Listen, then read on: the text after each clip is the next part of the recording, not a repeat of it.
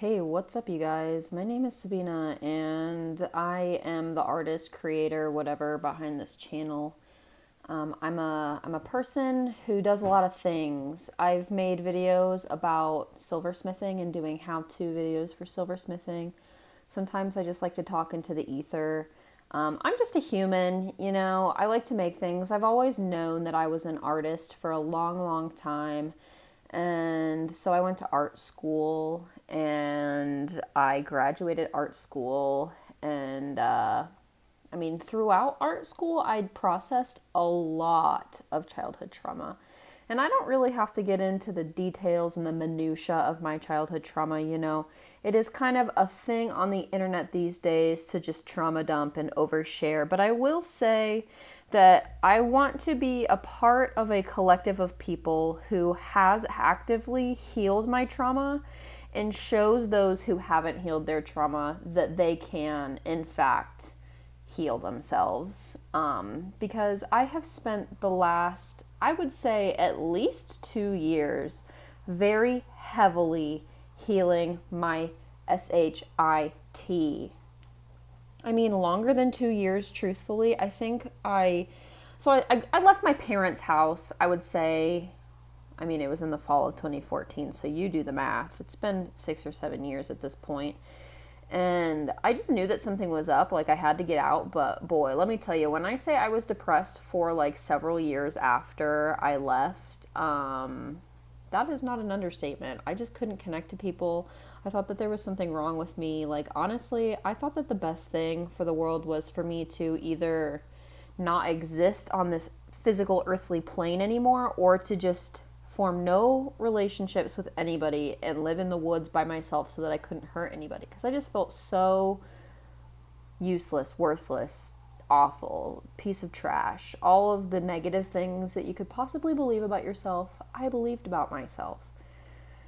And so, you know, my mom actually, I say you know like you know, but that's just my filler of space as I form the next thought. Because let me tell you, when I say I've written the script for this multiple times, I thought that having my crap well planned out and well thought out would be the best way to do this voiceover, but you know, it just hasn't proven to flow naturally. I get a little too obsessed with the script and it sounds robotic and it just doesn't come from the heart. So, you know, I'm just speaking from the heart. It's something that I think feels right. So, yeah. I got awakened to the fact that my old daddy-o is a narcissist, and it just kind of opened the floodgates of like, oh, I'm unhappy because of my circumstances, not because there is something inherently wrong with me. Which kind of led me down this healing path, which led me down like a spiritual awakening, which led me down, I don't even know, man, to where I'm at now, just existing. And it's been a wild and fun ride. And over the last year, I would say, I think that the healing has been exponential, but also the most potent that it's ever been, because I started asking for help outside myself. I've been going to therapy pretty much, I say my whole life, but since at least middle school. Despite the fact that my parents were a little messed up themselves, my mom at least had the foresight to be like, yo, I can't help this girl the way that she needs. Let's get her into counseling. Let's get her into therapy. So it was instilled in me at a young age, that is an option for help. So I'm here to say, if you need permission to go see a therapist that maybe your religion or your family pushes you away from, because I know a certain religion that's very popular in the United States of America that thinks that science and therapy are like tools of the devil or whatever. That's not true. I'm just here to be that voice for you to tell you, like, it's really not true. So, yeah, went to therapy. About this time last year, I went to go visit my papa for the first time in 4 years, and I had this aha moment where I realized, like, oh shit, this man is never going to change. Nothing is going to change. And so any expectations that I had for any kind of an apology or any kind of recognition of what had been done to me as a kid, I just knew that that all had to be thrown out the window, that that was never going to happen. Like, I had to, in that moment, give up all hope that I would get the justice that I deserved. And it breaks my heart, even still, to think about that. However, I knew that for the sake of my own well being, it was time to move forward. All around this same time, I kind of came to the realization that my relationship with work was that of workaholism. I was working as a way to cover up negative feelings that I did not want to feel and I did not want to process. And as I watched the world around me crumble, as I watched this country and society that I currently call home crumble around me, people are grasping at straws for the old world, the way the world used to be. Let's return to normal. Honey, it's never going back to normal. And I kind of had to have a talk with myself about that. That the world is never going back to normal, that I feel so uncomfortable in my body and I am so unhappy with my life and with myself that, you know, what a better time to completely deconstruct everything I thought I knew about myself than right now. I mean, the world is crumbling around me, right? I'm not saying this to be an alarmist, but I mean, just like look around. The world is crumbling. The idea of what it means to exist in society is changing rapidly. We are actively rejecting patriarchy. We are actively rejecting gender roles. The definition of what it means to be a woman or a man or a non-binary human being in society is so rapidly changing. And so why not look at the parts of myself that I just am disgusted with and make a change? Just be objective towards them and ask questions and honestly befriend my own darkness, because I am kind of the belief, it is a Carl Jungian kind of idea, the shadow, the darkness that lives inside of all of us. There's a certain religion in this United States of America and worldwide, but I mean, I can only speak on the United States of America perspective because that is where I live and what I have experienced. There's a religion, you know the one, where everything is the devil and a demon, and we never look internally to address where, in fact, we hold darkness within ourselves. It's always projected outwardly. You know, it is what it is. It's easier to do that than it is to look at yourself and say, this is the decision. I am making these decisions that are making my life terrible. You know what I mean? So I knew that working was something that I was so incredibly uncomfortable with. I would just get super, super anxious and I would have all of this tension in my body. And instead of taking the time to relax and ask myself, what's going on here? What don't I want to address? What needs to be felt? I would just bury my head in work and continue working. And I make jewelry, as I mentioned before. So I would pump out these collections. I think in like a month period of time, I pumped out like 4 full collections. Like it must have been like 50 pieces of jewelry, which is insane. That's a lot of jewelry. That's like a lot of thought out jewelry to be made in like a very short amount of time. But let me tell you, when I say the pandemic and the beginning of the lockdown caused my nervous system to just crumple in on itself. I was so dysregulated before the pandemic that now, during and after the pandemic, say that buzzword a million times, YouTube will probably not show this to anybody. I was so fried that I couldn't discern anything. Just, I don't know how to describe it. If you don't know what I'm talking about with nervous system regulation in this mental health therapy world, I highly recommend reading the book, The Body Keeps the Score. I can't remember the author's name. I'll do a little flash up here, right there. Boom. Read the book.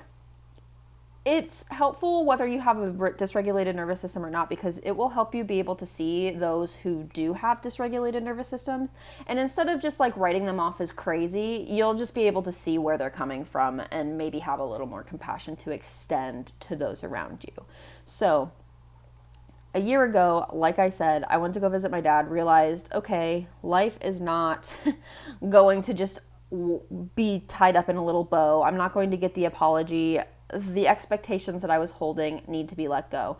And let me tell you, when I say it has been a grieving process, I don't think I stopped grieving this process until a couple months ago. And it's okay, because the loss of a loved one, of a parent who is still alive, is so dystopic. It's like knowing that you can never have the relationship that a daughter and a father are supposed to have. And I made the decision to cut my dad out of my life, and I made that decision about a month or two ago, around the time that I was kind of finishing up my grieving process. And just really coming to terms with the idea that I have set the boundaries that need to be set, and there's nothing more that I can do, and this person's not going to be in my life anymore, and it's their choice because they know what they need to do in order to have a relationship with me. But the thing that kept coming up was that, like, I as a young child should have known how to have a better relationship. But the thing is that I think that a lot of people don't understand is that babies are quite literally helpless. They do not know anything. They need all the help and support from their parents and the people around them to learn how to navigate the world correctly and how to have healthy relationships. You do not come out of the womb knowing how to do that. And I unfortunately did not have the teachers to teach me how to have healthy relationships. So I'm learning how to do that now as an adult on my own. I'm having to reparent myself and do that on my own. And around the same time that I had made all these realizations that it was up to me, that I had to take on the role of my own parents, that I started working with my ancestors. This is like more of a spiritual practice. I've never been really drawn to the story of religion and spirituality that is pumped into all of our little young brains from certain powerful religious institutions in our country. No hate against it. I can talk about my journey coming back around to that later, but I just always kind of knew that there was something else out there, that maybe the spirit world was much vaster and wilder than certain institutions would have you to believe. I always have believed that there is magic deep inside of us that we all carry, and that we're all kind of one in our inherent being, and like somehow directly connected back to this creator source energy. So I just thought, well, okay, I don't really have parents who can help me do the work that I need to do. So maybe there's like a spiritual parent that can help me do the work that I need to do. Because at the time, I still didn't know how to connect to other human beings, because I felt like, honestly, I'm just going to say it, I felt like such a piece of shit and like so unworthy of human interaction and relationships with other people. Like I was somehow going to mess them up or somehow hurt them. So I stayed away. And so I started to form a relationship with my ancestors. And when I talk about magic, I don't necessarily think like abracadabra, wave your wand, swirl your potion kind of magic. It's just that like life force energy, the knowing that like my mindset creates my perception of the world, which is my reality. If you're constantly looking for the worst in everyone and everything, you're going to find it. And you're going to create more of that for yourself, because that's what you're looking for. And that's what I mean by mindset. Where you point your attention is what you create into your life. I knew that it was time to put down the sword, that everybody was out to get me, that life is just hard and then you die. Because that is something that, for whatever reason, we tell a lot of young people, that life is hard and then you die. And it doesn't have to be. I do think that we kind of get to choose our level of happiness in life. In our society, money and hustling and being productive are things that we think add value to our lives. And so when I talk about my relationship with work, it's really also addressing that, because like you can see here in this video, and like you can see in past videos, and like I say, I'm an artist. I create things. It's something that makes my soul happy. It's whether or not I'm sharing this with the world, I'm creating things every day. I enjoy sharing it with the world because truthfully, in my perfect dream world, I'm able to just create things and show up at my bench and show up in my studio and create things and share it with the world and be supported and be able to do this every day for a living and have employees who help me do all of the business stuff that is not very fun for me, and create this team and this environment of love and peace. And being able to create art through peace is something that I dream about, because I think for so long we're sold this idea of the starving artist, the suffering artist. You can only create art through suffering. And I think that art can be a beautiful outlet for suffering, for people to process trauma, for people to process the suffering of the world. But it doesn't have to be solely that. We can, in fact, create from a place of love and in a place of peace. And I don't know what that looks like yet exactly, but I'm finding out. I'm finding out one day at a time. I can say that when I drew this piece that you're watching me draw right now, I felt pretty dang good inside. And I think that that is the feeling that I want to chase. So I started working with my ancestors because I didn't feel that peace. I felt nothing but pain and chaos deep within myself. And reading The Body Keeps the Score showed me that, okay, a lot of this trauma that I have spent the years of my life prior to this moment of realization has been very conceptual. I've been able to think my way through a lot of situations. I'm a very analytical person. I just love analyzing why things are the way they are. It's very interesting because I am so creative, but I never did well in English and the more like humanitarian art, liberal art kind of situation classes in like high school and college. Like, I was very much more drawn to the sciences because it was very analytical. I have a hard time writing, and I don't know if there's just like some kind of like word processing issue with my brain. I'm kind of the generation before they really started like doing all of that. And I also don't really care. But I have a hard time writing. I have a hard time taking the words in my head and putting them together in a beautiful way and written out. And so analyzing and being able to just jot down main points and things like that has always felt very good to me. It's always felt like the way that I operate in the world. But let me tell you, you can't analyze your way through trauma. If you really want to heal it from your being, it has to be dealt with through feeling and through getting it out of your body. So emotions are something that our society is just really weird about. Women are seen as weak for having them. Men are seen as weak for having them. It's like a whole weird thing. I don't know. We can like speculate at what point all of this started, but it doesn't really matter what it started. All I know is that this lack of feeling in our society has created pain for everybody involved, because it's just energy in your body. I mean, somebody I've heard say emotions are just energy in motion.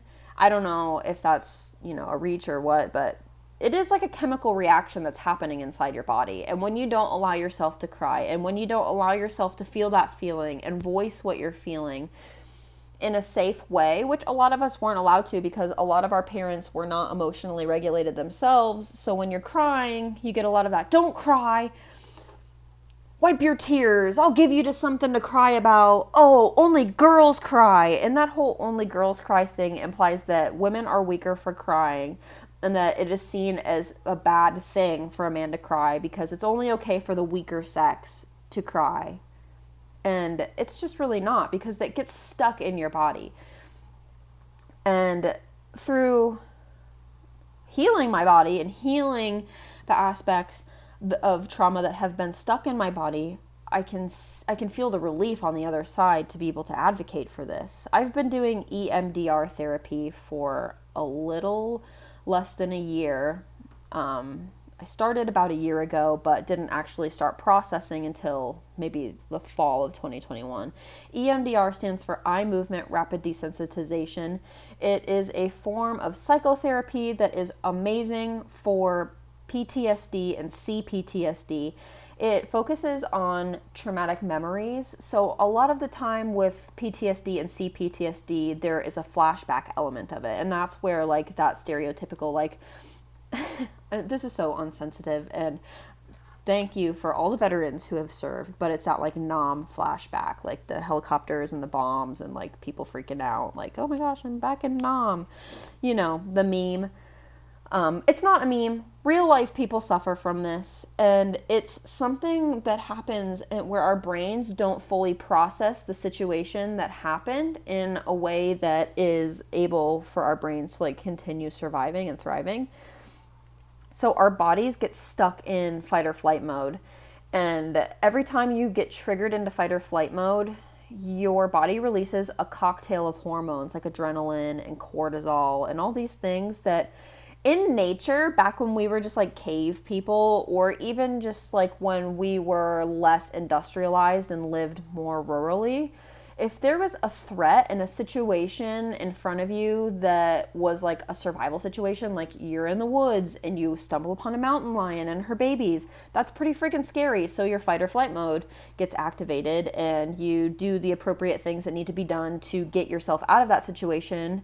And usually through the process of like running it off or fighting through the hormones that are being pumped through your bloodstream and like moving your body and like physically burning them off, you regulate your nervous system and come back to a level homeostasis, and you're not stuck in that like physical trauma anymore. I have a lot of theories about like how far back trauma goes, and I think like honestly forever, because trauma can exist as so many different things. I mean, think about the first kid whose mother died during labor. Like, they lived a whole life of trauma. Like, the moment that they were born was traumatic as heck. And people have not had the physical stability and comfort that we have in contemporary world to be able to think and conceptualize through their emotions the way that we do. We live very comfortable lives. I mean, there's a lot of us who don't, but there's a lot of us who do. And I have the privilege, I will say till I'm dead, that I have the privilege to be able to take that step back and look at the generations that have formed my being to see, oh my gosh, alcoholism runs so deeply throughout both sides of my family that it only makes sense that we're dealing with this now. It only makes sense that this is the wound that my ancestors have shown me to work on. The thing with doing ancestor work, to try and bring it back to that, is that you do kind of have to like set boundaries with certain ancestors, because not all of them care or want to help you, but a lot of them do. A lot of them have kind of had that review from their life to be able to say, oh, okay, here are the cycles that I got caught up in. Let me help you out. And I don't know how it works, truthfully. I do not know the nuance of what ancestor work really has to offer. I just know that these feelings that I feel are so real. So through this whole process of like reestablishing my relationship with work, working with my ancestors, doing EMDR therapy, working on getting the trauma out of my body and out of my like energetic body, because it's so much deeper than just our physical beings. I kind of feel like our physical manifestation is like the last stop on the train of our like true inherent spiritual nature. And if you're not into spirituality and all of this woo-woo stuff, that's fine. I'm still going to keep talking about it, but like maybe this is just where we like part ways, because I feel very called to talk about this kind of stuff. So yeah, I feel like a lot of the healing that I've been able to do has been because of my openness to the spirit world. Through EMDR, I've had incredibly mystical experiences. I've worked with Archangel Michael, I've worked with Archangel Raphael. I've had situations where afterwards the Ascendant Master Saint Germain has come in and been like, hey girlie, we're gonna help you like finish clearing out this certain area of your energy field. I've had massage therapists pounding out muscles in my throat and being like, man, it feels like you have some generational or maybe even past life trauma here, like being stored in your body. And it's just like insane. Like the magic just like, the portal has opened, and my willingness to receive has just made all of these things pour into my life, where now because of this incredibly hard work that I've done and having to face all of the hard things that I've been through, and even like thinking about the generational trauma that my family members have gone through and feeling those feelings for them, because maybe some of the people in my family couldn't feel those feelings. It was unsafe for them to cry the way that they needed to cry. It was unsafe for them, for whatever reason, to say the things that they needed to say, to set the boundaries, whatever it may have been. I'm doing that now for the people who couldn't. And it has been such hard work. I talked about my relationship with work a little bit at the beginning and have mentioned it, but the point of that is to say that my work, my physical work life, and the things that I've made this year has taken a big hit. I haven't had the energy or the space to deal with it, truthfully.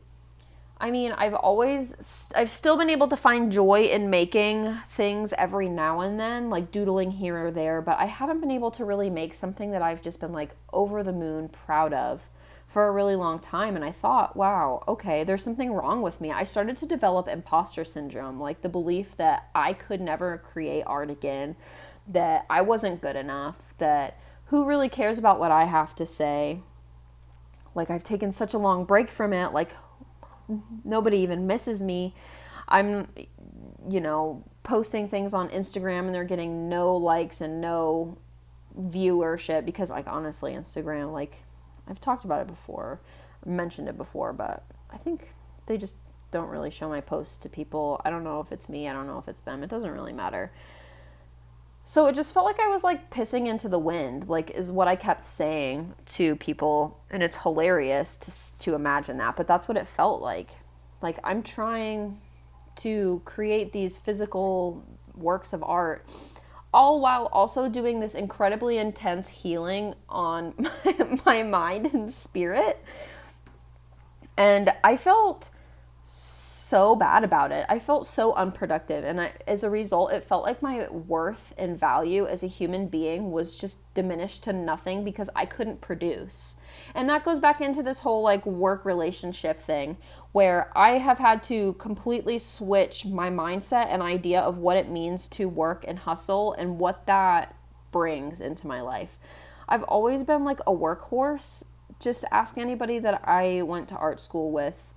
I worked really hard. I made a lot of shit. It was like a little bit alarming how much I could do and create, but I thought that that was virtuous. I thought that that made me better somehow, that being able to not turn off work ever and sacrifice my physical and mental and spiritual well-being for work, I thought that that made me better. And in our hyper-capitalistic society, those are the values that are deemed as better.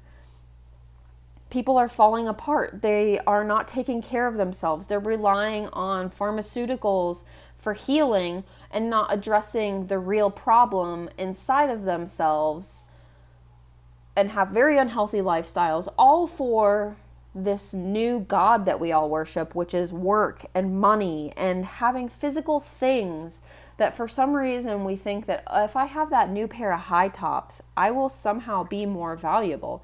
And it's not to say that the high tops are not something that you should save up for or buy, but that's just an example of the society we live in very much pushes the idea that if I have this cool new thing that I can wear and look cool to other people, that I will somehow add value to myself and to my life. And then that doesn't work. And then we think, well, maybe that's just not the right thing. I need this other thing to make my life have value. My home needs to look this way. My relationships need to appear to others this way. I need to dress myself this way. I need to put makeup on this way. And other people will accept me. And let me tell you, there's nothing that you can do to your physical external being that will make you more valuable to other people. It is something that you have to find within yourself. And that is so freaking cliche. How many times have you heard, you have to love yourself before others will love you?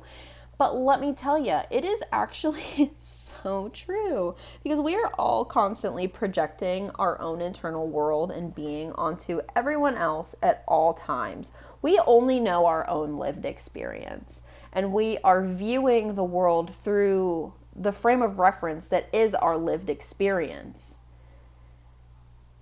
So if we hate ourselves, we're going to kind of always hate everybody around us. And as a result, we're not going to be super open to helping and loving and being compassionate and being truly empathetic to those around us, because we can't extend that same thing to ourselves.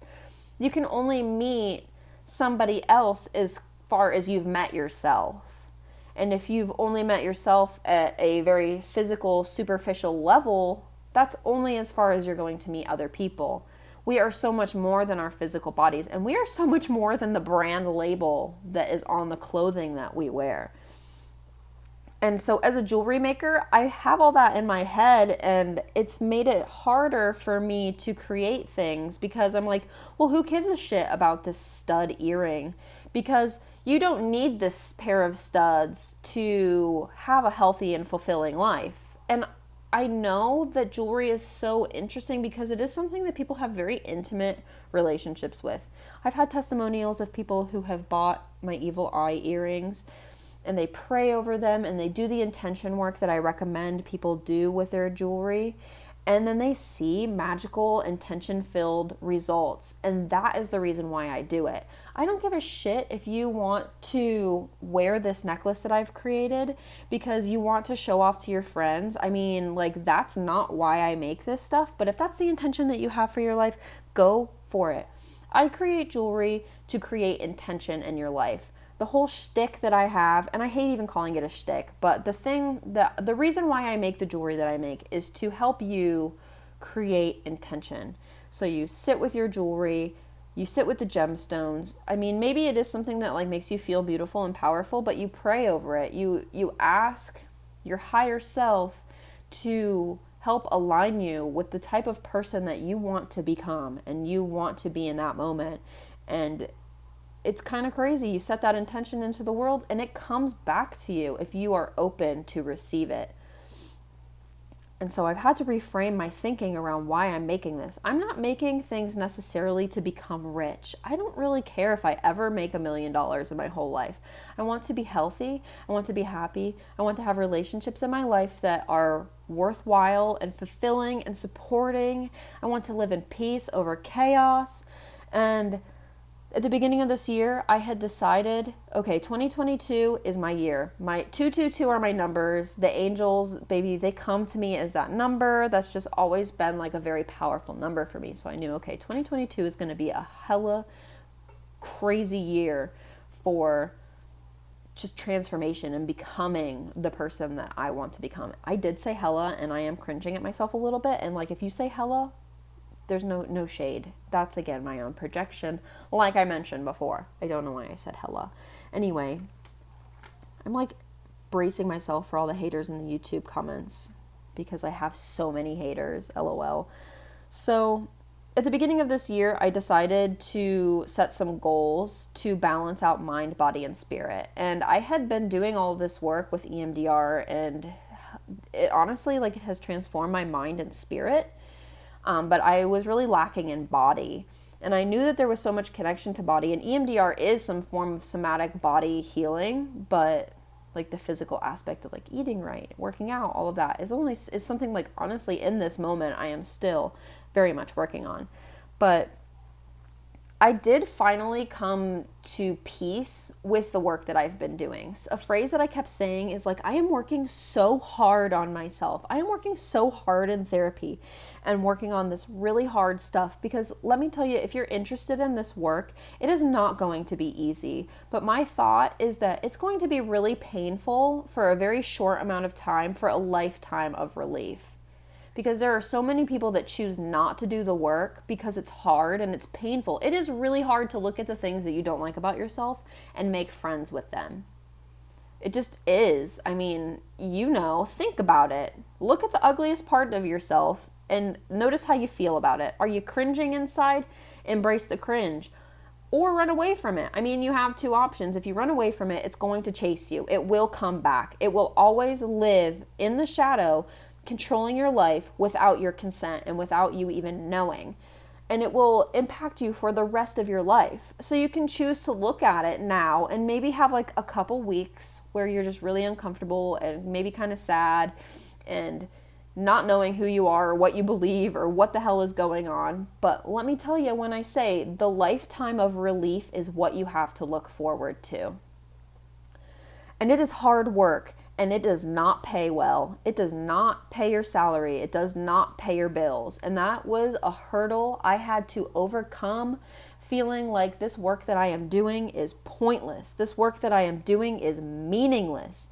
There is no reason why it should be this hard without any kind of payout. And I just had so much programming in my brain believing that the payout had to be physical and that it had to be monetary. That if I'm not doing something that offers monetary gain, then I'm wasting my time. And I think that I had to shift my perspective and shift my relationship with money and what value even means.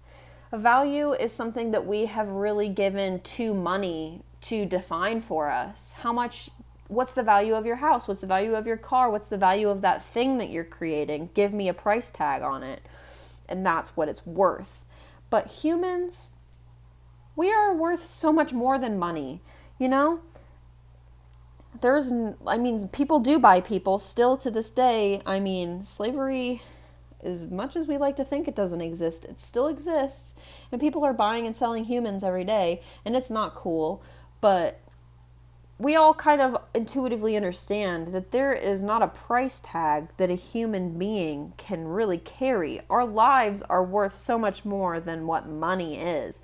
And for those of us who have given our lives a price tag, we call them sellouts. They maybe have sold themselves to an entity or a being of some kind that maybe doesn't have their best interest in mind. Think about the entertainment industry. There's a lot of crazy shit going on where people are selling themselves for less than what they are actually worth for the sake of monetary gain, which in our society is perceived as the highest level of success and the highest level of just emotional and spiritual and physical being. Like, what's better than a billionaire, right? I can think of a lot of things that are better than a billionaire. Let's think about, what would emotional intelligence be worth, right? I think that that's worth way more than $1 billion. And having emotional regulation and being able to connect to people easily, worth way more than $1 billion, in my opinion. And I say that as somebody with privilege who can ask for help when I need to, and I don't always have a lot of money, truthfully, for resources and things that I necessarily need, but that's not really the conversation I'm trying to have right now. Money is an important tool for our society, and I get that. It is the tool and the means of exchange for our society, and it is a necessary thing that we must have in order to survive in this society. There's just no way around it unless you completely go off the grid and you live completely by yourself with your family on a homestead where you are 100% self-reliant and you never use internet and you never, whatever, you wouldn't be watching this right now if you were that kind of person. You know, money is a tool for means of survival in our society. So I don't want to diminish the importance that it has, but I will say that it is not the thing that we need to be worshiping. And when we look at the world beyond ourselves, it's important to follow the money trail, because the money oftentimes comes with power. And power oftentimes comes with some kind of like desire for control of other people around you. So this year I've come to peace with this like relationship that I have with money, and I'm still working on it. It's not 100% perfect, but it's at the point now where I value the work that I've been able to do over the last 6 months on myself and on my emotional health and my emotional body and my energetic body and my spiritual body, and like the emotional stability that I've been able to find in my head is something that I thought I would never be able to have. I would get triggered and have emotional breakdowns like once a week that were like violent, and they would scare me and they would scare the people around me, and I genuinely wanted to unalive myself and just like all these crazy things that I thought I was cursed. I thought that there was something like dark and just wrong with me. until I did EMDR therapy and I found that darkness and I shone a light on it and I said, hey girl, you don't have control over me anymore. And then it was like magic. All of a sudden, things that would send me over the edge no longer sent me over the edge. So I'm really proud of myself. I can finally sit down and say, I am really proud of myself for the work that I've done. And despite the fact that it doesn't pay very well, it doesn't really matter. I would go broke for the work that I've done on myself over the last 6 to 9 months. Every single time I would choose to do it. I would rather do that than have $1 million to not do this work. Every single time. Because now I'm setting myself up to be able to have a family that we promote emotional well-being and emotional regulation. I can guarantee you that I will not be spanking my children. I can guarantee you that I will not be gaslighting my children. I am guaranteeing you that I will not be taking on my child's emotions as my own as a means to protect them from the world, because that doesn't actually protect anybody from anything. It's just bad boundaries, and then it creates resentment and lack of being able to develop as an actual human being, because you have to be able to handle your emotions to develop into a well-regulated human being. And through all of this process too, I've regulated my nervous system. I am no longer in fight or flight mode 24/7. And let me tell you, when I say I can handle stress much better than I ever have in my whole life, I mean, there's still work to be done, but like, damn. Not having an emotional breakdown every single week, it's like, who is she? She's a whole new bitch. And I'm just really proud of myself. And I have to keep saying it. Like, I'm really proud of myself. So if you're on this journey too, and you're at the point where you're like, man, this doesn't pay the bills. Why am I doing this work? You're doing this work for yourself and your future generations, and to not have to feel like crap about yourself 24/7. Because let me tell you, when the voice stops saying that you're a piece of shit inside your head so much and with such ferocity and with such a high volume, it's like, wow, the world opens up before you. You really can choose peace over chaos.